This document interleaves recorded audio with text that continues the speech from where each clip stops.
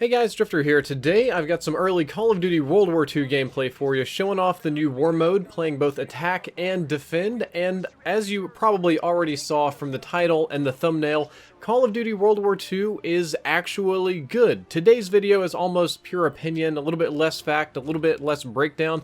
I just want to tell you what I think about this game fresh off of playing it, and I think it's going to be a good game. You should know that I was flown out to play the private beta early, courtesy of Activision, so me and a bunch of other YouTubers, pros, press, we sat down and we got to play the full private beta, or at least as much as we could unlock and progress through our 3 or 4 hours of playtime.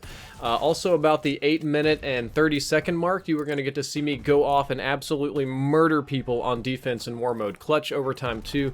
But yeah, I got to sit down and play for several hours, played a lot of maps, played a lot of modes, tried a lot of new stuff, leveled up, did basic training, did the whole divisions thing, leveled up the weapons. I tried to get as much skill as I could, and speaking of skill, I played mixed skill level. There were pro players, there were YouTubers, casual and competitive YouTubers, and press there, and honestly, I enjoyed this. At no point was the game unfun, and I think almost all of the other YouTubers, COD pros, and media would agree with me. I've gone to a lot of capture sessions, both for Call of Duty and for other games, and I got a lot of very positive vibes here, and I think that Call of Duty World War II is going to be a good game. And you'll ask, why? Why is it going to be good? You'll tell me all this stuff. Well, I think it's going to be good because the core concepts of the game make sense and play well. The fundamentals of the game itself are quite good. The map design matches the aesthetics, matches the HUD, and the distances and spacing and engagements on the map and objective locations match the class abilities, match the divisions that roughly match the weapon performance, and the audio works with all of this. You are adequately rewarded for doing different things. The spawns make sense in this Call of Duty game, thank God. I got about 1 or 2 bad spawns over 3 hours, and generally speaking, all of these things go together and make sense. It is as if Sledgehammer knew what kind of game they wanted to make, and at the end of a very long process, roughly made that game.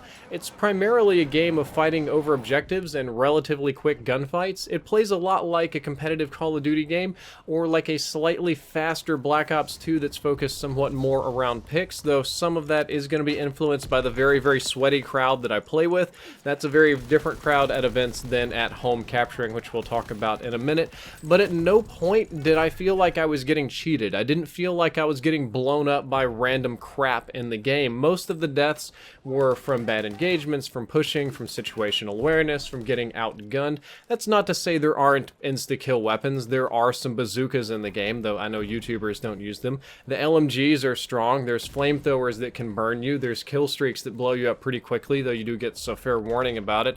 Molotovs are brutal, but none of it was excessive. Nothing really caught me off guard. Nothing was blowing me up over and over and over again, like say IEDs in Call of Duty Ghost. There was nothing about it that felt oppressive or unrewarding or unfair, and it just made sense. Now, there's lots of old fun stuff in Call of Duty World War II. A lot of the things that COD fans know and love is coming back, and I could spend all day confirming a dozen different minute items, but what the game really shines on is the new stuff. There's lots of unique World War II weapons they added in the game. They added the WAF, they added some light machine guns we don't see, they added the M1941 Johnson gun, and there's a lot of stuff that they have hidden, which I couldn't play with, but I got the impression it was more unique guns that you don't see. And the war mode, which you're seeing right now, is fantastic.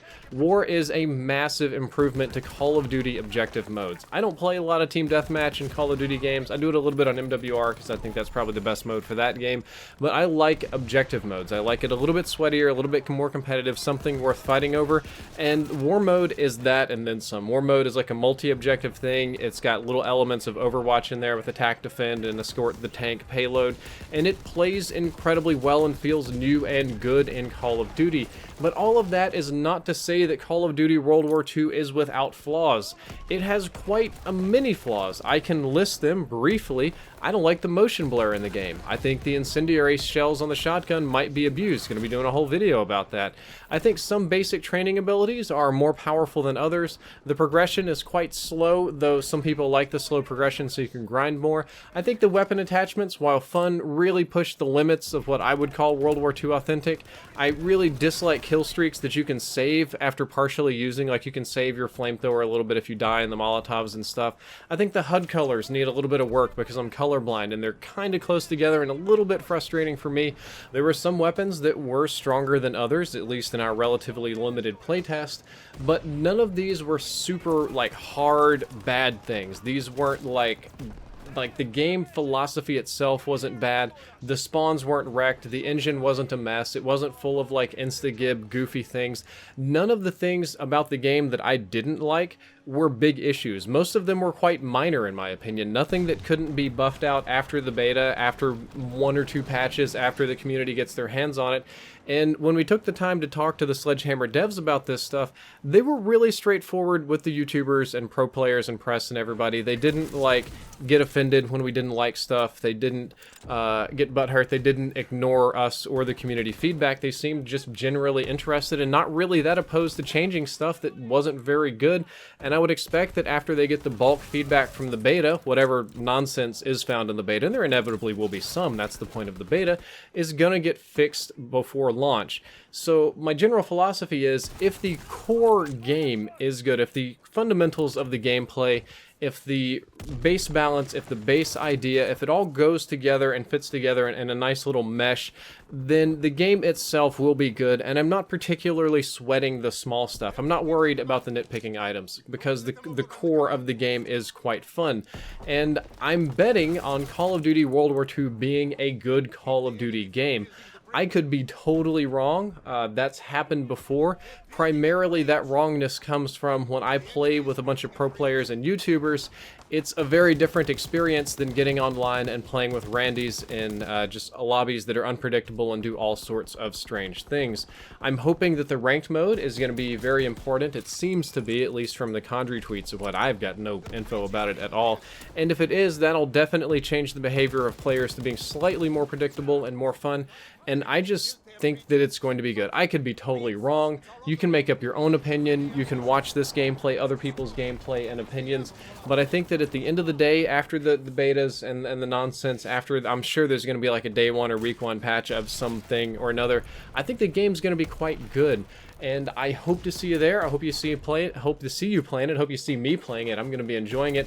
And I am traveling right now. I'm going to Gamescom in a matter of hours. I'm going to be gone for weeks, so I don't have time for super long commentaries. But I do hope you enjoy the rest of the gameplay, because we're just about to get to the point where I absolutely go off and murder the enemy team, which was very satisfying, and can kind of show you how fun the war mode can be. So guys, if you enjoyed this video, don't forget to like, favorite, and subscribe. Drifter out.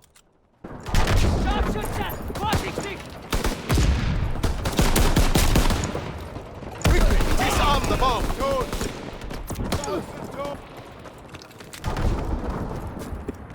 Save the ammo supply. They planted a bomb on our ammo supply.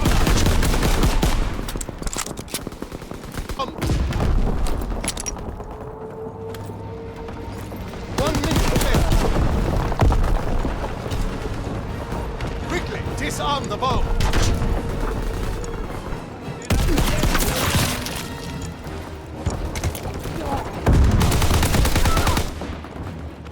Keep our ammo supplies safe!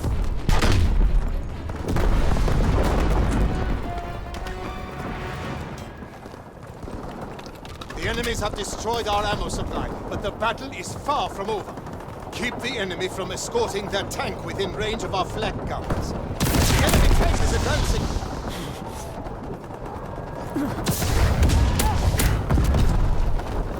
The tank is on the move!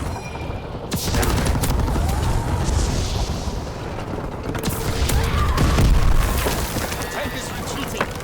Kill the soldiers around the tank!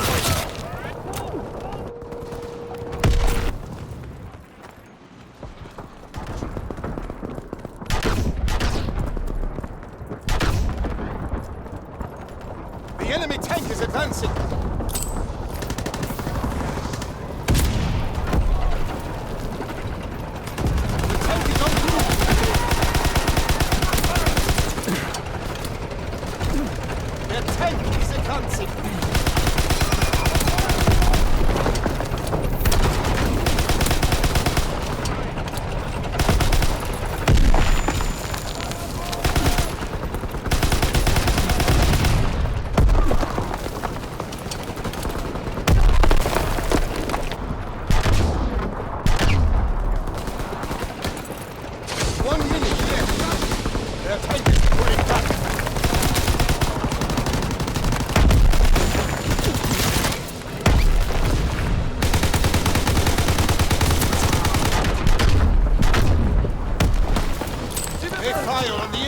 by the tank.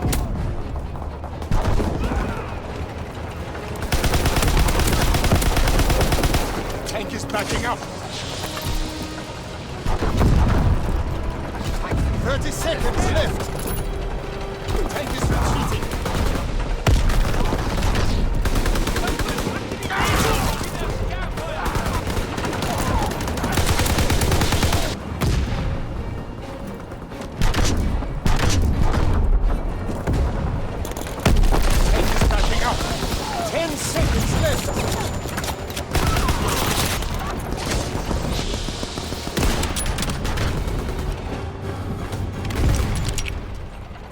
Hit the enemies near the tank.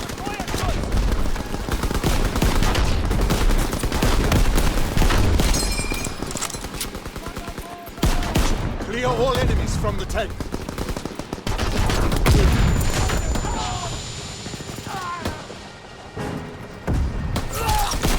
The tank is on the move. Kill the soldiers around that tank. We've won. We held the enemy forces long enough for reinforcements to get here.